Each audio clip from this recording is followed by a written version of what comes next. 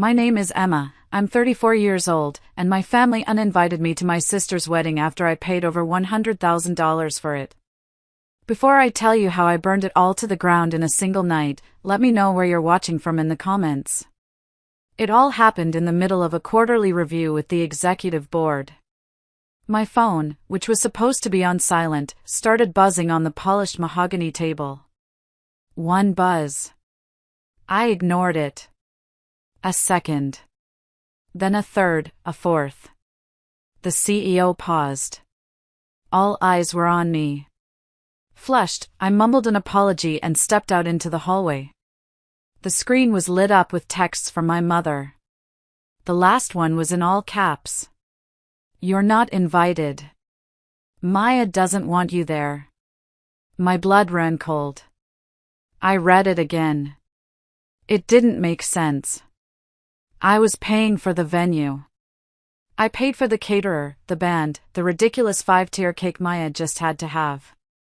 I felt a strange, chilling calm wash over me.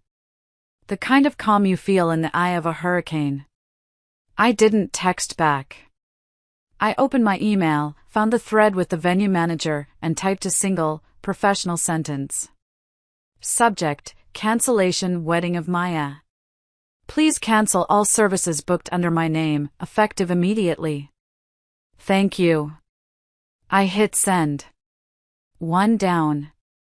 Then I walked back into the boardroom, my face a perfect mask of composure, and resumed my presentation. The war had just begun. Driving home that night, my mind was a slideshow of memories. Me at 12, on the phone with a 24-hour plumber while my mom paced in circles, wringing her hands because a pipe had burst. My sister, Maya, was in her room, oblivious, music blasting. Me at 16, sitting at the kitchen table, secretly negotiating a payment plan with the electric company because my dad had forgotten again. Responsibility wasn't a choice for me, it was a reflex. I wore competence like armor. It got me a full scholarship, a summa cum laude degree, and a job offer before I even graduated. Years later, when my tech startup sold, that competence made me a millionaire. And that's when the requests started. A new car for Dad. Help with Mom's mortgage when her hours were cut. Maya's security deposit after she trashed her last apartment. I never said no. So, when Maya called me at midnight, breathless and squealing about her engagement to Caleb, my first instinct wasn't suspicion. It was, how can I help? Oh, just small stuff, she chirped. Maybe you could help us figure out a few deposits? 2 weeks later, she and my mom were in my living room, unrolling a spreadsheet that looked more like a corporate budget proposal. $120,000. My stomach dropped. Caleb's parents might help, Maya said vaguely, but her eyes, and my mother's, were locked on me.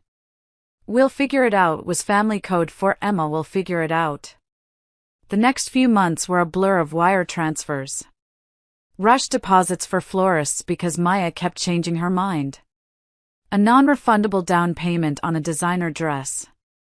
The retainer for a band that played exactly one song Caleb liked. I tracked every receipt, every invoice, in a meticulously organized folder on my laptop. A part of me, the naive part, thought this grand gesture would finally earn me a real seat at the family table. Instead, I found myself being systematically pushed out. I'd find out about cake tastings from my mom's Facebook posts. I was removed from the Bridal Brigade group chat because, as Maya explained in a clipped voicemail, it was getting too cluttered with vendor talk. The final straw, the one that cracked my armor, happened on a Tuesday. I had stopped by the florist to pay the final balance in person. As I stood by the counter, I heard Maya's voice coming from the back office. She was on the phone with her maid of honor, her voice dripping with annoyance. God, she just makes everything about her. It's my wedding, not her business acquisition, she said. There was a pause. Honestly? I just wish she'd send the money and stay out of it. It felt like a punch to the gut. All the air left my lungs. That night, I didn't sleep. The hurt was so sharp it was physical. But underneath the hurt, something else was stirring. A cold, hard clarity. This wasn't love. This was a transaction. And I had been a fool to think otherwise. I decided then and there that I wouldn't just pull my money. I would wait. I would let them build their entire fantasy on my foundation, and then I would pull it all out from under them. My strategy shifted. I was no longer a loving sister, I was a CEO conducting due diligence on a bad investment. I started documenting everything. I saved screenshots of the passive-aggressive texts. I forwarded every single invoice to a separate email account. The final piece of the puzzle fell into place during a routine call. I was confirming a minor detail with the caterer, a lovely woman named Carol. Trying to make small talk, I said, "I'm sure you're all very busy. Maya must be running you ragged." There was an awkward silence. Then, Carol said, in a gentle, hesitant voice, "Oh, honey. Her mother told us to only contact her directly. She said you were going through a difficult patch. And that we shouldn't bother you, to give you your space." A difficult patch. That was the phrase. It was so vague, so perfectly manipulative. They weren't just using my money, they were assassinating my character to explain my absence, an absence they themselves had engineered. I thanked Carol, my voice steady despite the rage boiling in my veins. That was it. I had my case. I had the motive, the means, and the evidence. All I needed was the right moment to present it. The moment came at the rehearsal dinner. It was held at a ridiculously expensive restaurant overlooking the city, a place I had booked and paid for. The air was thick with fake laughter and clinking champagne glasses. My family was giving me the cold shoulder, acting as if my presence was a strange inconvenience. My mother, at one point, leaned over to Caleb's mother, the elegant and composed Mrs. Peterson, and said loud enough for me to hear, "We're just so glad Emma could make it, even for a little while. She's been under so much stress." When it was time for toasts, I let them all go first. My dad, my mom, the maid of honor. All spouting sentimental nonsense. Then, I stood up, glass in hand. I smiled, a wide, serene smile. "I'd like to say a few words," I began. Everyone turned to look. "Maya, Caleb. I wish you nothing but the best." I paused, letting the warmth hang in the air for a second before shattering it. And I know how much effort goes into creating a perfect day. For instance, this beautiful private room? A small price at $15,000. A confused murmur went through the room. My dad's smile faltered. "The 5-course meal you're all enjoying, with the wine pairing? A steal at $22,000, I continued, my voice clear and even. I looked directly at Maya, whose face was starting to turn pale. "And Maya, that stunning Vera wine gown you'll be wearing tomorrow? All $8,500 of it looked beautiful in the photos I saw online." The silence was absolute. You could hear a pin drop. I then turned my full attention to Mrs. Peterson, my expression softening into one of deep, sincere concern. "And I have to say, Mrs. Peterson, thank you for your understanding. I'm just so relieved I was able to recover from that recent and very serious mental instability my family told you about. It's a miracle I'm even lucid enough tonight to pay the final bill. Mental health is just so important, isn't it?" The color drained from my mother's face. Maya looked like she had been slapped. The carefully constructed fantasy world they had built had just imploded, and I was holding the detonator. In the chaos that followed, I quietly placed my napkin on the table and walked towards the exit. My mother and Maya caught up to me at the door, their faces contorted with rage and panic. "How could you do this?" Maya hissed, tears of fury in her eyes. "You ruined everything." I stopped and looked at her. For the first time in my life, I felt no pity, no guilt, no sense of obligation. Just a profound, liberating emptiness.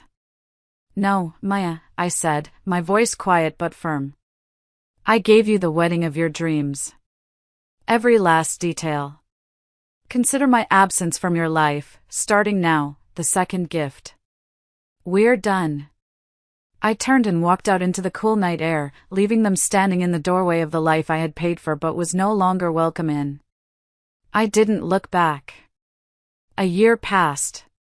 A year of therapy, of setting boundaries, of learning to untangle my self-worth from my utility to others. I blocked their numbers.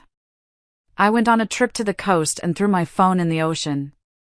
Metaphorically, of course. I just turned it off for a week. It was bliss. Then, one day, I got a letter. A real letter, with a stamp. It was from Maya. Inside was a single card with 5 words written in a shaky hand. Can we please talk? I'm sorry. We met at a neutral coffee shop. She looked smaller. The entitled sparkle in her eye was gone, replaced by a weary exhaustion.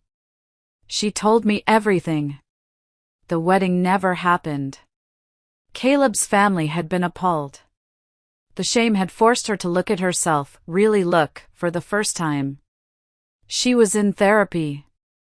She was getting a divorce. It wasn't Caleb's fault, she admitted, staring into her cold coffee.